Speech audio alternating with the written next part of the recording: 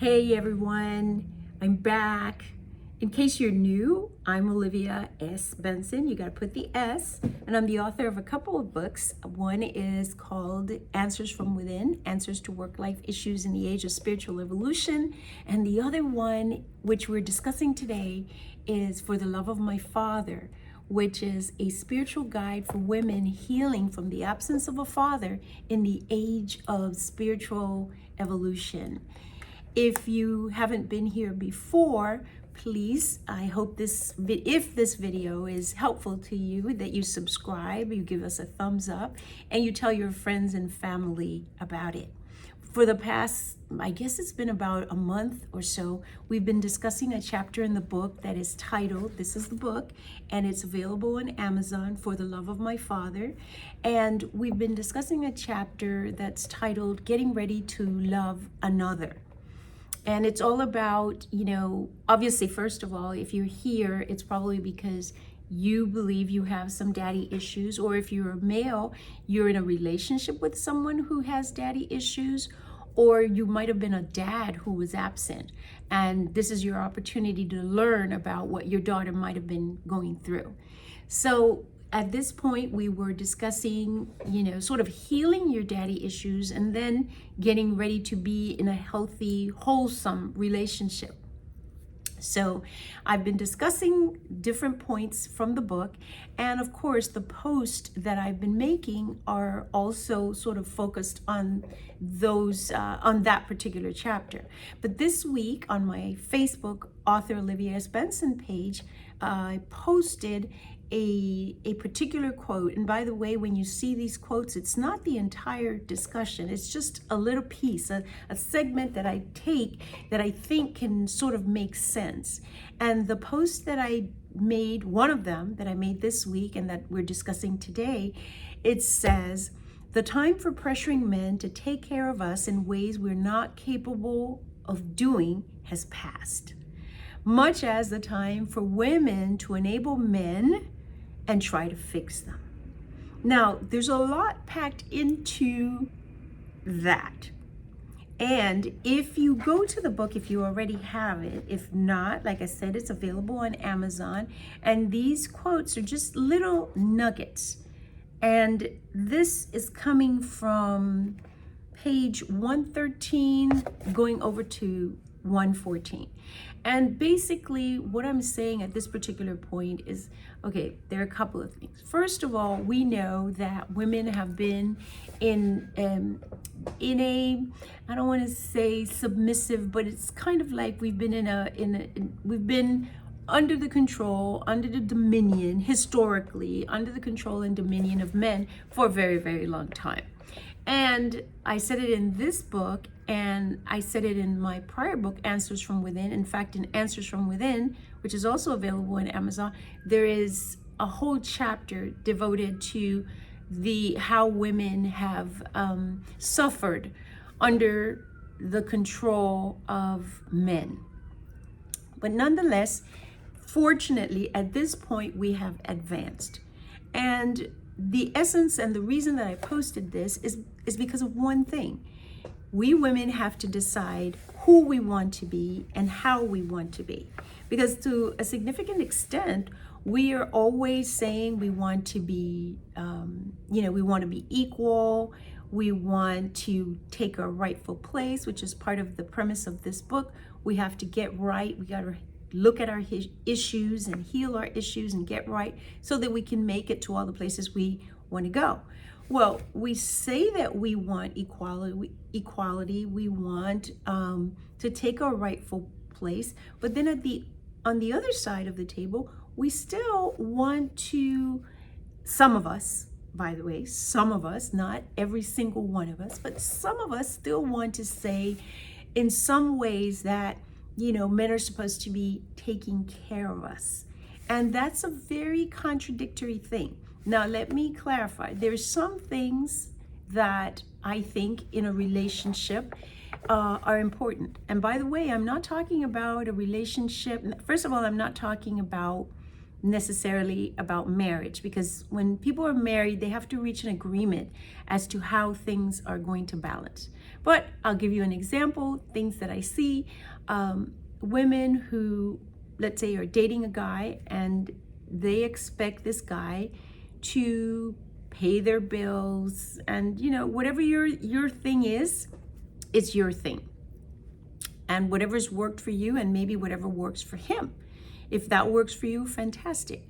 But the problem with that, in terms of just as a generality, is that if you want equal rights, if you want to be respected, and all the things that go with that, how can you say, I'm going to expect you to take care of me in this particular way, and at the same time, but I want equal rights, and I want respect, and I want to sort of, be in charge of myself. Clearly, if you are expecting another human being to take care of you in all the ways that women traditionally have, and that was the case. Women needed men. Most women needed men to take care of them, because there was no way for them to make money, to be at some points, even women weren't even able to work. So there were so many things. If you were a widow, if your husband died, it was, like the worst thing that could happen to you, because maybe you had not had an opportunity to have an education, an opportunity to go to work, any number of things. And it was simply the worst thing ever that could happen. But now we're in a different time. Women have come a far way from, not being able to work. Now we're able to work. Now we're able to get an education. And pretty much, even though things are not equal as yet, women have moved along a lot. And to be honest, I think sometimes this is a little bit confusing for men, because we're saying we want to be equal, we want to work, we want to take care of ourselves, but at the same time, we want men to take care of us. And what I find even more difficult, and I believe can be a little bit confusing to some men, there are women, not obviously not all women, but there are women who expect a man, to take care of them, but at the same time, they don't have anything to offer. Now, I want to be very clear.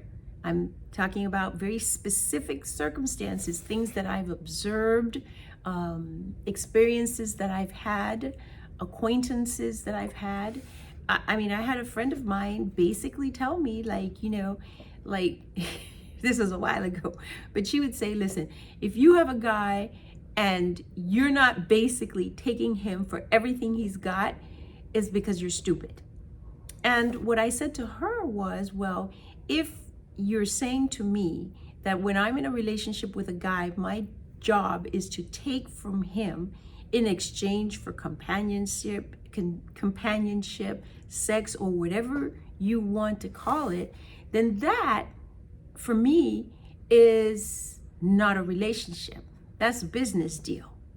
And she was very adamant that basically that's the way she had been trained. It was to take and to get. And then to take that a step further, and what I see many, many times, is that women will say, he's supposed to take care of me.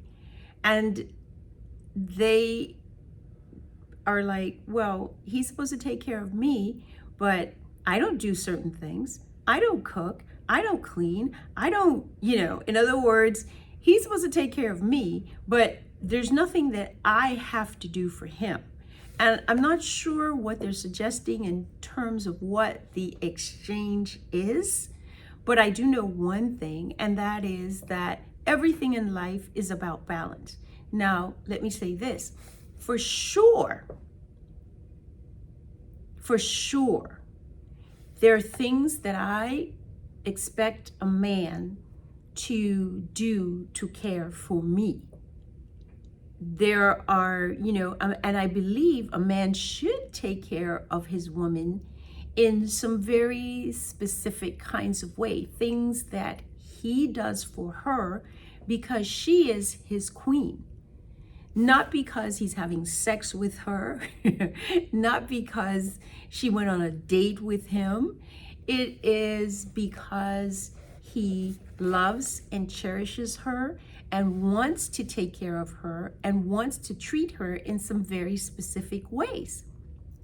Likewise, if I am in a relationship with a man and he is taking care of me in those kinds of ways, I want to make sure that I'm bringing something to the table. It doesn't have to be cooking and cleaning and like in the olden days, but certainly there's something that I'm bringing to him to enrich his life and to have balance in the relationship. Because what happens with humans is if you're a woman and you are in a relationship with a guy and you believe that, he's supposed to do certain things for you because he's a man, and it's sort of it's almost transactional. You're going to do this for me, you're going to pay my this, you're going to do my this, or whatever the case might be. Now, if that's the basis of the relationship, the next thing that's going to happen is that person is going to try to get his money's worth. That's how humans typically are. Now, like I said, to each their own. Everybody has a formula. Sometimes the formula works, and many times it doesn't because it's out of balance.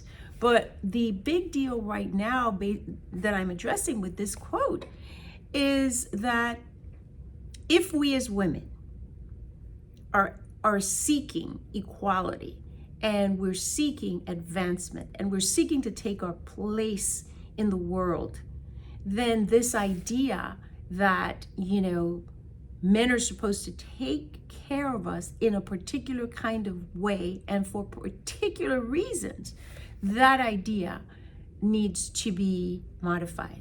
So we've come and we continue and we will continue our discussions about daddy issues, how it affects us, and then the fact of the matter is that you fix yourself, you work on yourself, you develop yourself spiritually, you make your connection with God and all these kinds of things.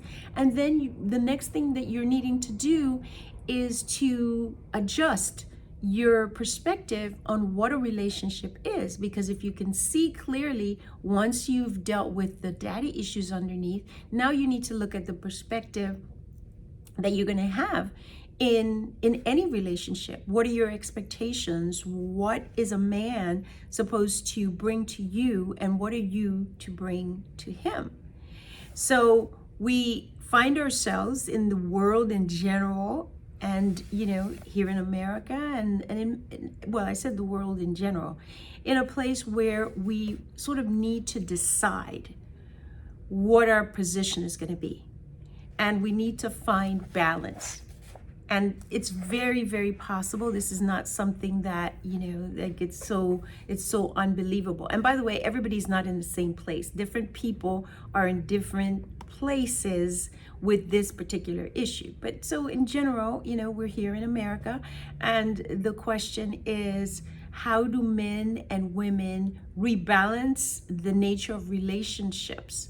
And I believe that each person has to find the answer to that question, and the person that matches them with regards to their perspective.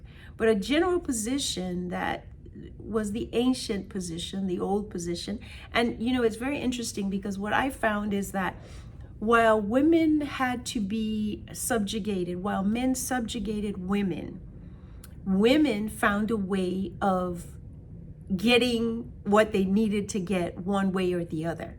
So there's no innocence in this, so to speak. Men wanted to oppress and keep women in a certain place.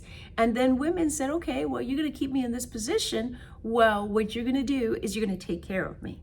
And, no judgment. It is what it is. We just need to deal with the present. But now we're in a different position.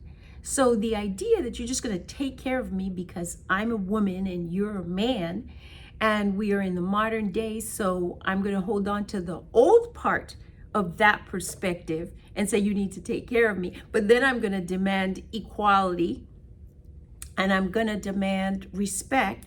That is out of balance. And so this is something that we need to reconsider.